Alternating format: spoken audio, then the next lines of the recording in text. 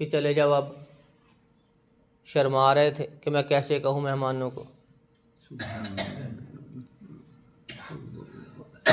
اللہ رب العزت نے پھر یہ آیت نازل کی کہ جب تمہیں بلایا جاؤ اسی وقت آنا ہے، پہلے نہیں آ جانا، آگے بیٹھے رہو، کھانا پک جائے گا انتظار کرنے بیٹھ جاؤ، نہیں، کھانا تیار ہو جائے پھر تم آؤ، کھانا کھا لو اور فوراً نکلنے والی بات کرو، وہاں بیٹھے نہ رہو۔ یہ تمہاری جو باتیں ہیں نا وہاں بیٹھ کے کرنی، یہ نبی صلی اللہ علیہ وسلم کو تکلیف دیتی، لیکن وہ تمہیں کہتا نہیں ہے، شرماتا ہے، وہ تمہارا لحاظ کرتا ہے، تم مہمان ہو، تمہیں دعوت دی گئی ہے، اب کیسے تمہیں باہر بھیجوں۔ لیکن اللہ رب العزت کہتا ہے کہ میں جب حق بات بیان کرتا ہوں پھر میں نہیں شرماتا۔ نبی کے گھرانے کے آداب ان کو ملحوظ خاطر رکھیں، اور اگر آج بھی کسی نے کسی گھر جانا ہے تو وہ پہلے دستک دے گا، گھر سے اجازت ملے تو پھر وہ گھر میں داخل ہو، ورنہ وہ واپس چلا جائے۔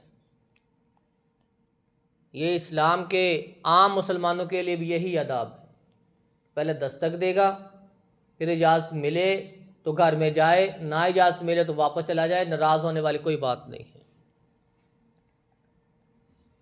جب تم نبی صلی اللہ علیہ وسلم کی بیویوں سے، ازواج سے کوئی مسئلہ پوچھو یا کوئی چیز طلب کرو تو پردے کے پیچھے ہی رہنا ہے، ان کے سامنے نہیں ہونا۔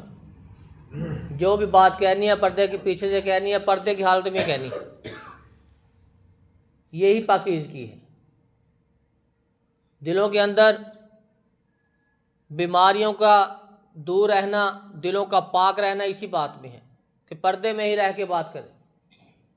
صحابہ اکرام مسئلہ پوچھا کرتے تھے، اللہ کے رسول کے بعد بھی حضرت عائشہ کے پاس جایا کرتے تھے، ضرور کہ صحابی مسئلے پوچھتے، لیکن پردے میں۔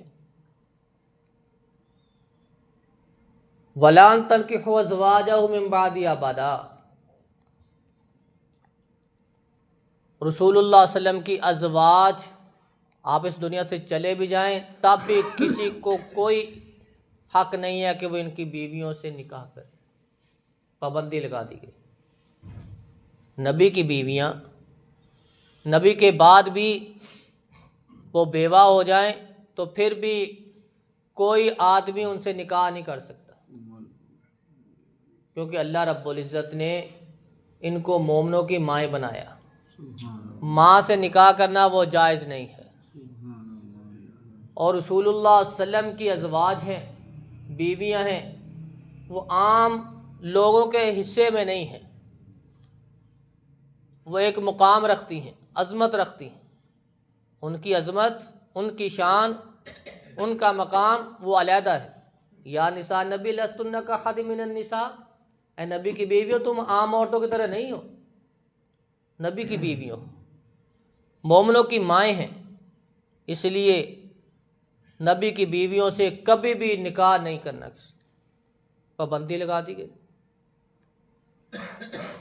ان ذالکم کان عند اللہ عظیما، اگر سوچو گے ایسی بات، کرو گے ایسا کام، تو یہ اللہ کے ہاں بہت بڑا گناہ ہے، بہت بڑا جرم ہے۔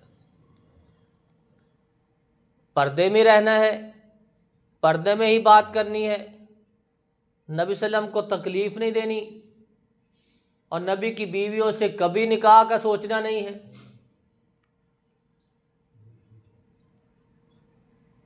اللہ رب العزت نے ہمیشہ کے لیے یہ پابندی لگا دی، کیونکہ اللہ رب العزت نے نبی کی بیویوں کو مومنوں کی مائیں کہا ہے، ماں سے نکاح وہ جائز نہیں۔